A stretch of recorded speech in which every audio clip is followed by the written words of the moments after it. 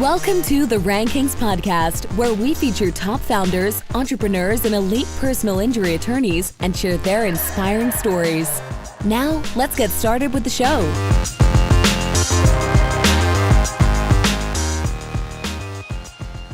Chris Stryer here, president and founder of Rankings.io, where we help elite personal injury attorneys dominate first page rankings. You're listening to the Rankings Podcast, where I feature elite personal injury attorneys and innovative business owners. Speaking of innovative business owners, I have Terry Dohrmann, Chief Revenue Officer and co-founder of Litify, on the show today. Litify is a complete practice management solution for law firms. The software is cloud-based and built on the Salesforce platform. It fits the needs of any size firm and assists with every aspect from intake to settlement. Terry, welcome to the show. Wow, thanks, Chris. And wow, you could work for me with that introduction. Thank you so much. That's a perfect, it's our marketing material description of Litify. Thank you. You're welcome. You're welcome. Hey, so let's get some definitions out of the way. You know, in your words, what is law practice management software? So Chris, we think of law practice management software as really a platform to manage your interactions with your clients, with your staff, with your partners, really with anybody in your ecosystem. How do you really manage that the greatest way? And how do you actually create some metrics around it as well? How can you understand what's working, what's not, where you should spend your time? I mean, we all have sort of dashboards that we use, so to speak, be it our phone, our computer, or really the personnel that we work with, and understanding really what's the best way to deliver, the highest level of service, first and foremost, to your clients. And then also, like I said, kind of your internal staff and then other folks that you're working with. It's really using a system to do that. And candidly, the legal world is a little behind in that sense. And I don't think any lawyer I've met with would deny that fact, in really operationalizing and really democratizing from a technology perspective, everything that's being used in other parts of the world into the legal space. So that's really what, Litify is set out to do. Yeah, so it's basically moving away from the manila envelope, the filing cabinet, and the Excel sheets, and kind of bringing everything into one unified solution. Exactly. So let me ask you this. So where did the idea come from to start Litify? It started as an idea. I was at Salesforce for a number of years, and a law firm had come to me, and the IT and operations staff had come to my team and said, we want to really build our entire infrastructure on Salesforce, because they were looking for a platform, again, that did a number of things. One, it was flexible, it was secure, it could be used from any device, anywhere. It had the ability to fold in other systems and services into that same platform. And that was very novel at the time for a law firm to be thinking that way.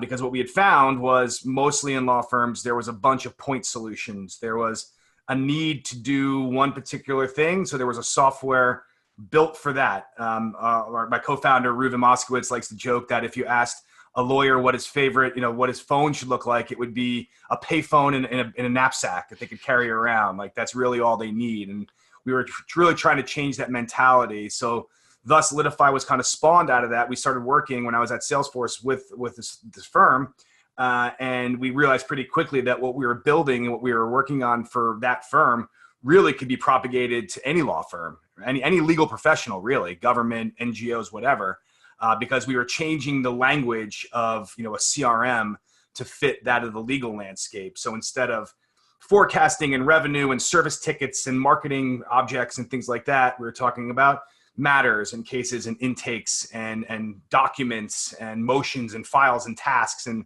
so we once we saw that occurring, we were like, this is a great idea for a business. We should take this whole concept out to the greater ecosystem. So there are a ton of nuggets in there. So let's break down some of those. Let's talk about intake first. How does Litify help facilitate the intake process? Yeah, it's the first, well, actually second piece that we built, but we realized that in order to really understand what is a good case, how to take on a good case, you needed to go through a process of vetting that lead or that inbound case. And what we did is we relied on Salesforce's logic. They have basically built-in logic where you can take what we call questionnaires. We built out questionnaires, and it's almost like the old choose your own adventure books, if you remember those, where if you choose this, go this way. If you choose this, go that way. We use that same kind of logic, which in many cases is done now from a script or from literally a yellow legal pad, somebody just doing an interview.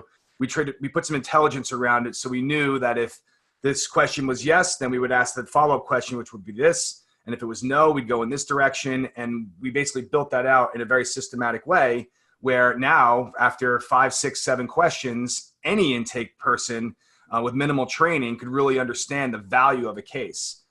So we also put a lead scoring system on that. So with each successive answer, there was a value put against that. So we even have some firms today that if that value exceeds something, call it 100 points in the first couple of questions, it immediately gets escalated to an attorney, and they'll take it over that questionnaire and over that process based on the potential value of that case. But then in that, you also have the ability to, over time, are these questions working? Are these the right kind of questions? Are we getting responses that could spur some different type of action for the firm? It's kind of a data mining element, because you're capturing all that over time, and you can see what's working and what's not. I like that. So you're using the data to help with the prioritization. Exactly. It identifies cases that are worth more. It escalates to the right people. Correct. The other thing that you mentioned that I personally like is the consistency component. You wouldn't go to a barber shop and get your hair cut and you had a great experience, and the next time you go there, they jack up your hair. You would never go to that barber again. Right. So having that consistency in having, first of all, from a scalability component, because you're going to have to hire additional intake representatives, and then they just work off a script. So I love that. That's really an important feature that I think many firms need. Yep. So it's funny you use the barber analogy, because my wife cut my hair. That's what I need one right now. We're all struggling with that. Yes. Let's talk about transparency next. So when you bring all these components together into the tool, how does the software help develop this culture of transparency? It's a great question. I think the thing you mentioned at the end, or the culture of transparency, is something that is really, it's almost becoming prominent in our culture altogether. I think people are more used to being more transparent via social media, via their own actions, whatever it might be. And with that, there comes the best practices around what to do. So for us, as it relates to the Litify platform, you have all this data that you're collecting and gathering. You have this collaboration component that's occurring within the system. And you're really showing to the rest of the firm, everybody from a receptionist all the way to managing partner, what exactly is going on. And you all kind of buy in on that mission. If the mission is to increase the number of cases that we actually take on, then great. That we all kind of build around that mission, and we all see what's going on. We see that there were this many intakes yesterday from our lead sources and this many conversions, and okay, that's great. We need to do more of this. If we're looking to get more value out of the cases that we actually have, we could look through the process and see from a task management perspective, again, where are things getting stuck? What needs assistance? Where, who needs assistance? If somebody's doing it much better than another person, it's not just because this person's inherently better. What are they doing? Do we need some training over here to bring everybody up from being a B and C player to an A player? So that transparency and everybody seeing the data is very important for us, because we want to get everybody on the same page. For us at Litify, we also kind of gather best practices that we see from around the firms we work with. And with their permission, of course, we say, hey, is it okay if we share this methodology out to the rest of our community, because it's really working and it's something that's very smart. So again, that level of transparency and within our own community to share, because we really do believe that that saying, the rising tide lifts all boats. Within a firm, within a department, within a firm, and with the plaintiff community, frankly, I think there's a lot that could be done and improved upon if there is that level of transparency and honesty. I couldn't agree more.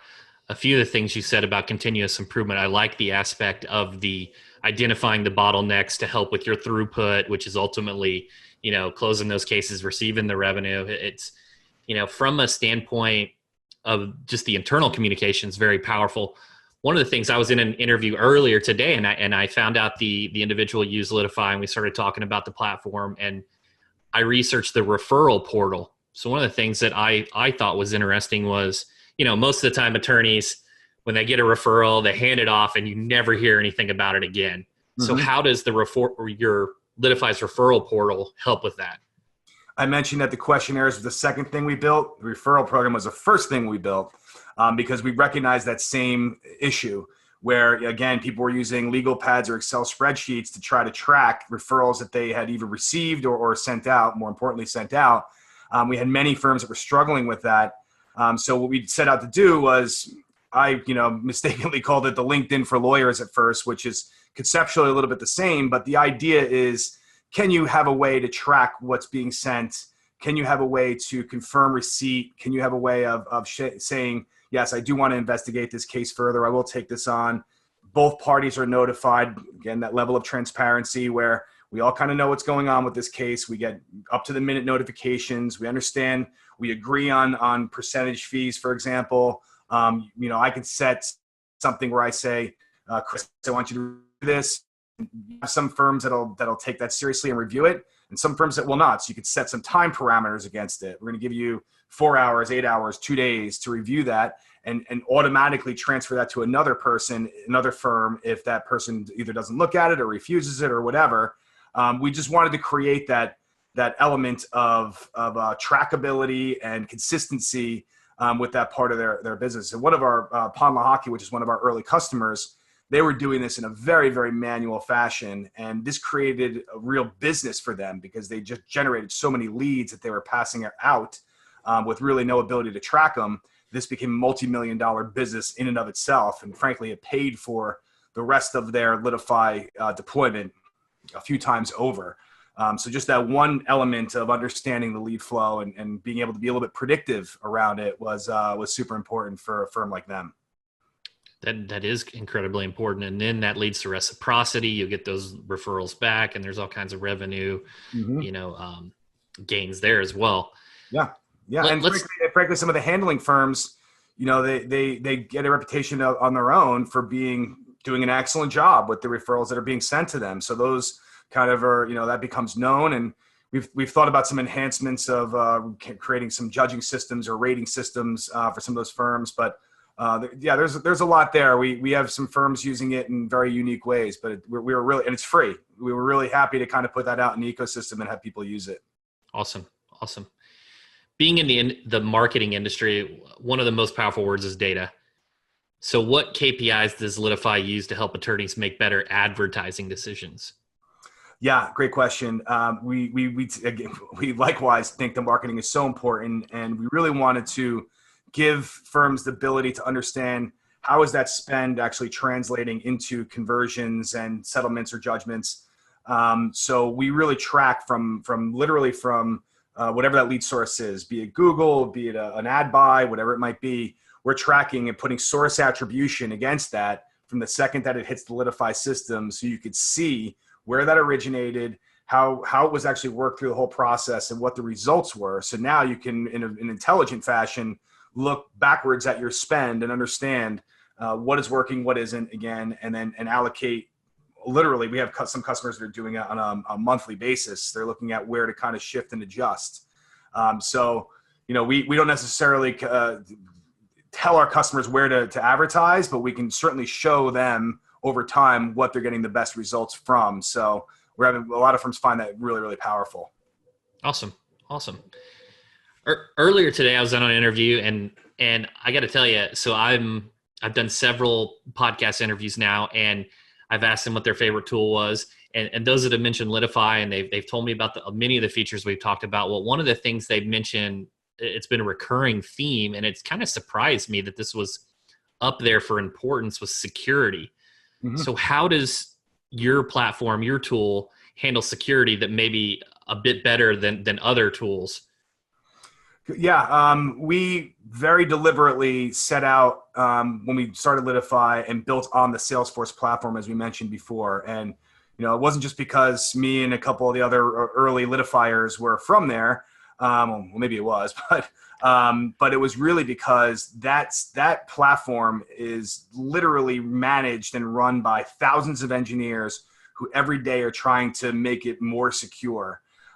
So there's not only just from a virtual or digital security perspective, the physical security elements that Salesforce puts in place, where you have your data residing in multiple locations should there be some type of disaster, encryption when the data is in transit or sitting at rest. There's literal firewalls between every element of the data where, we can provide permission sets to a law firm down to the individual and down to the individual field, meaning that someone could log into Litify and see one piece of information on one case and somebody else cannot see that piece of information on that case. So we can get extremely granular with what is visible and not visible to folks at the firm. And then from an overriding perspective, you're sitting on literally the most, enterprise grade secure platforms on the planet where, there's consistent tests, penetration tests and other kinds of tests that are meant to try to dismantle it.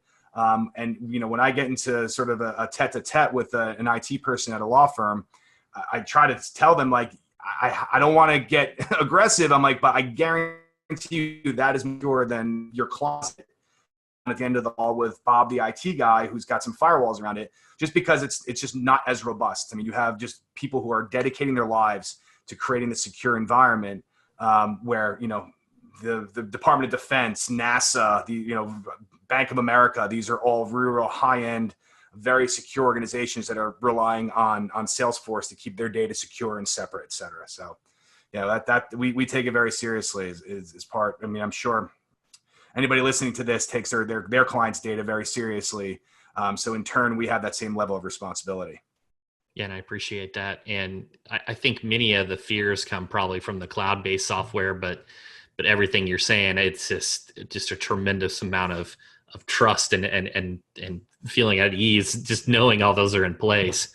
Well, what's interesting now too is that, I think many of the cloud objections we've heard, particularly with our current environment, they're going to go away, because how do you operate now when, some antiquated court systems, and think about the concept of a notary public, like, it's a 150-year-old concept that, frankly, do we even have that?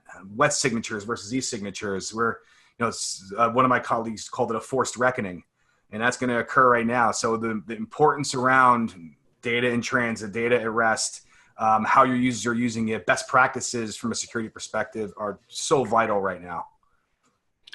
Yeah, let's talk about Dohrmann. So what is Dohrmann and how does that help? Dohrmann is one of those things in your career you have to eat a little crow, and that was me, because when our team wanted to allocate millions of dollars and tons of engineering resource to Dohrmann, at first I was one of the people that kind of scratched my head and said, really? We could just utilize, Box and whatever and Dropbox and, just integrate with it, because, again, Salesforce is very integratable with different systems. But I'm very, very happy that the team insisted that we go ahead and build Dohrmann. And really, documents are what lawyers and legal professionals live in. This is their trade, right? That's what they do. They write well, they create good documents, they represent their clients in that capacity. So we went ahead and we made this investment to build a document management system that lives entirely on the Salesforce platform. Now, what that means, and really none other exists like this, because every other system that you can use with a Salesforce-based system is some other platform. So it doesn't have the same exact permission sets, the same security measures we just mentioned, the same workflows. So we built within the Salesforce platform this Dohrmann management system. So you can do doc creation, doc merging, doc management, OCR searching, tons of search capabilities. And what's great is you never have to leave the platform that you're sitting in. If you're working within Litify, it's not like you're swivel chairing to another document solution to cut and paste and drag and drop and do that kind of thing. You never have to leave the Litify instance to do all your document management. We released the first version of it a few months ago now, and our early customers that are on it are absolutely bonkers over it. I couldn't be happier. The 18 engineers, again, I ate crow because I was a little concerned about it, but and now, because of all the momentum around it, we're investing more in it. We're going to put more into the functionality and features that it has, enhanced products. So we're doing another release at the end of April. And then we may actually even release it as a standalone product within the Salesforce ecosystem. So even non-lawyers could utilize this as a product in and of itself, because that's really how powerful it is. Wow. Yeah. And that just brings it all together again from the efficiency component. And I think that's, especially with the attorneys, some of them that bill per hour and, the contingency base, it's just everyone's time so valuable, and just bringing that efficiency in is really great. Yeah. I mean, if you think about this for a sec, Chris, you have a document that gets sent out to somebody. It gets to a client via one of our portals sends it back in. You get a notification that's been in. Not only you get notified, but tasks get kicked off internally within the firm that say we need to file this particular motion based on this document be coming back. A couple calendar invites are created to give notifications and reminders. The functionality is tremendous. It can really, those things that it usually takes a paralegal or an assistant or somebody, physically to go in to create all these tasks, you can actually automate a ton of that based on just some pretty simple rules that you set up when we do the DocRio setup. So yeah, really, really tremendous amount of value it's driving. That's really impressive. And I would love to, we could probably talk about an hour for that. I mean, just dig in on logic and the different workflows and things like that. One of the things that I have, personally, when I start thinking about transitioning to a different software is I start to feel a little overwhelmed. And I think that, many attorneys on this probably feel overwhelmed because we have so much data in these older CRMs and just transitioning to a different platform and migrating all that data and onboarding and learning a new tool seems just overwhelming. Mm-hmm. How do you handle that pain and that obstacle? How does Litify help with the setup? Yeah, I mean, the lifelong salesperson may want to sit here and say, "Oh, it's no problem, it's lickety split, and no issue whatsoever." But I'd be completely lying. It does take some work. It takes commitment. It takes some work to transition, particularly from some of the real antiquated systems, to get data out of there and to basically put it into a format that it can be ingested easily. It does take some work. Now, if you asked me that question 2.5 years ago when we really first started doing these types of migrations, it would have been 10x harder than it is now. We've really learned a ton over the past 2.5 years, our professional services team, and really the best way to do it. So it still is hard, but it's not nearly as hard as when we started. But it is a process. And that is the one thing. There's two things you kind of touched on there that I always, when I'm in front of customers, I tell them, I say, listen, the technology is amazing. Technology can do amazing things. But it's not like it's pixie dust that I just sprinkle it over your law firm, and all of a sudden you're going to have all these efficiencies and such. So there's two things need to occur. So one, the actual migration process, and then two, the training and behavioral change that needs to occur with your staff. And that's why I always ask for, that top-down support that, the managing partners and really middle management as well. We need everybody's buy-in to really, to make this change really smooth and happen well. But also, I put it on my staff to make sure that the end user really understands the value they're going to get out of it. So we need buy-in from them as well, because you have that we've always done it this way, the 5 most dangerous words in business. We need to kind of get past that mentality, number one, show them that why doing it this way is better for them personally in terms of getting their job done. And secondly, for the firm as a whole, that transparency thing we talked about earlier, where we're gonna all get better. The firm's gonna get better. We're gonna grow. We're gonna be more profitable. Whatever the objective may be, if we all kind of do this behavioral shift. And back to the migration itself, though, we always joke that we say this will be the last migration you ever make, and that's one of the reasons. Again, we chose Salesforce because there's a lot you can do once you're on that platform. But it's very important that we understand exactly what a customer wants it to look like on the other side. There's a lot that's out of the box that we provide for a client, but we leave that last mile, so to speak, intentionally open, because we want to match to some capacity what their systems look like today, what that behavior looks like today. We can't completely forklift everything out. So we say, we're going to be doing this migration, and here's how we think it shall look, but you let us know how kind of what you wanted that last little bit to look like. And then we work together. So it is a very collaborative project. It is a very, intensive project. When a customer says, I just want to scrap my old system and start anew, we do backflips. We love that because that takes the implementation time frame down 90%. and just really concentrating on the training and the onboarding and such. But yeah, it's difficult, but it's worth it, times 10, because once you get that situated, all the things we talked about in terms of reports and dashboards and metrics and understanding, and that all makes it well worth, that pain of transition. Yeah, and the longer you wait, the more data and mess it's going to be to make a transition to a new technology that's continually improving. The other thing I think of is the entrepreneur or the wantrepreneur, where the wantrepreneur just kind of sits back and ruminates on everything. So, if your CRM's not working properly, then you should probably take action to fix that. Yeah. The only better time to plant a tree than yesterday is today. So, right. We always say that, and it's like, again, you got to be committed to make the change, but once you do, it's well worth it. Terry, so one final question here. Why should attorneys use Litify versus other law practice management software? Go back and watch this podcast and the whole thing now. If I had to summarize it, I think it really is that knowledge is power. And I think, I know with Litify, we're going to provide an amount of knowledge and introspection into your firm that you're not going to get anywhere else. The other thing that we kind of bring to bear is we have a lot of very progressive firms that were early adopters of our platform, and we work together every day, literally every day, to improve the system. Litify is an iterative product. We're already on the ninth release of our product, and those upgrades and updates are pushed out to our clients. It's not something that they're going to be 3 or 4 versions behind on. It's not going to occur. We're basically pushing it out to them because we recognize we don't have it all figured out. We're going to consistently make it better, and take the best practices from our firms, and then also the best technologies that are out there and available, fold them into the system, and literally have it be the last migration you ever have, and just continuously get better on our service. So a little long-winded, sorry, Chris, but that's no, I absolutely, and I agree, and so it's a tough decision, but really at the end of the day, you want something that's constantly being improved for the end user, for yourself, for your firm. Guys, we've been talking to Terry Dohrmann, Chief Revenue Officer and co-founder of Litify. Terry, where can people go to learn more? Sure. They could go to info@litify.com.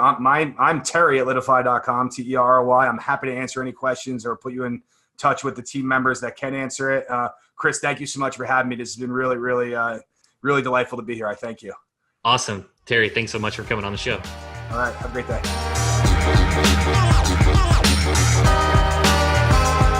Thanks for listening to the Rankings Podcast. We'll see you again next time, and be sure to click subscribe to get future episodes.